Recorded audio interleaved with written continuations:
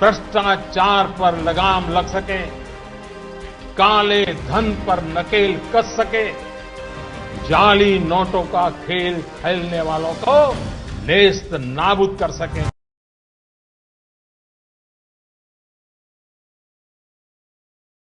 या नोटबंदीनं भ्रष्टाचार आणि काळा धन तर बाहेर पडू लागल्याचं चित्र आहेच। देशही रांगेत उभा आहे, पण बनावट नोटांद्वारे दहशत माजवणारेही आता लायनीत आल्याचा दावा खुद्द संरक्षण मंत्र्यांनी केलाय। देशात नोटबंदी झाल्यानं काश्मीरमध्ये दगडफेकीच्या घटनांमध्ये झपाट्याने घट झाली आहे असं संरक्षण मंत्री म्हणतायत। अधिकृत आकडेवारीनुसार भारतात दर 10 लाख नोटांमागे 250 नोटा नकली आहेत, म्हणजेच 50 कोटींमागे 1,25,000 रुपयांच्या नोटा बनावट। भारतात दरवर्षी किमान 70 कोटींचं बनावट चलन बाजारात येतं। गेल्या 4 वर्षात तब्बल 400 कोटींच्या बनावट नोटा भारतीय चलनात आल्या आहेत। 3 रुपयात 1000ची नोट जर भारत बनवू शकला तर भारताची नोट पाकिस्तान 3 रुपयातच बनवू शकतं, कारण तेही सरकारच आहे। ते तेवढी कॅपिटल इन्व्हेस्टमेंट एकदा झाली मशिनरीची आणि पेपरची की त्याचं निर्मिती मूल्य तेवढंच होतं, पण त्या 3 रुपयामध्ये भारताची 997 रुपयाची फक्त अर्थव्यवस्था उद्ध्वस्त होत नाही, सगळी न्यायव्यवस्था, पोलीस व्यवस्था, कारण या पैशावर सगळ्याला खरेदी करता येतं।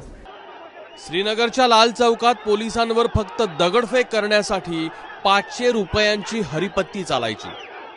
बहुतांशी नोटा या बनावटच असायच्या, पण आता त्याच नोटा बंद झाल्यानं लाल चौकातला राडा थांबलाय। नक्की फटका बसणार आहे, कारण हे बघा 8 तारखेलाच हे डिमॉनिटायझेशन जाहीर केलं गेलं। इतक्या 5-6 दिवसात हे सगळं बंद करणं हे काही इतकं सोपं नाहीये। एक अजूनही 4-5 आठवडे वाट बघितली पाहिजे। काही वर्षांपासूनच बनावट नोटांचा बाजार भारतानं उद्ध्वस्त करत आणलाय। गेल्या 2 वर्षात बनावट नोटांचं प्रमाण 30% घटलंय, पण मोदी सरकारच्या या नोटबंदीनं मात्र दहशतवाद्यांचं पुरतं कंबरडच मोडलंय। सर्वात जास्ती जर पैसे येत असतील नकल्या नोटा त्या नेपाळहून येत होत्या, आणि आपलं आणि नेपाळ गव्हर्नमेंटचं बरंचसं कॉपरेशन होते। एवढे तुम्हाला सांगेन की भारतीय नोटा 500 रुपयाच्या आणि 1000 रुपयाच्या नेपाळनी स्वतः त्यांच्या देशामध्येच बंदी लावली होती, कारण इतके फेक नोट्स तिकडे येत होते म्हणून। बरोबर। तर ह्याचा नक्कीच फटका बसणार आहे, पण तो लगेच 5-7 दिवसात बसला असं म्हणणं बरोबर वाटणार।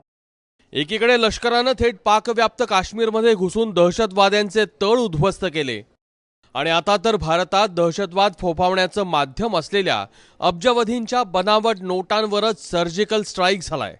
त्यामुळे प्रत्येक लढाई ही शक्तीनेच नाही तर युक्तीनेही जिंकता येते हे पुन्हा एकदा सिद्ध झालंय। ब्युरो रिपोर्ट, ABP माझा।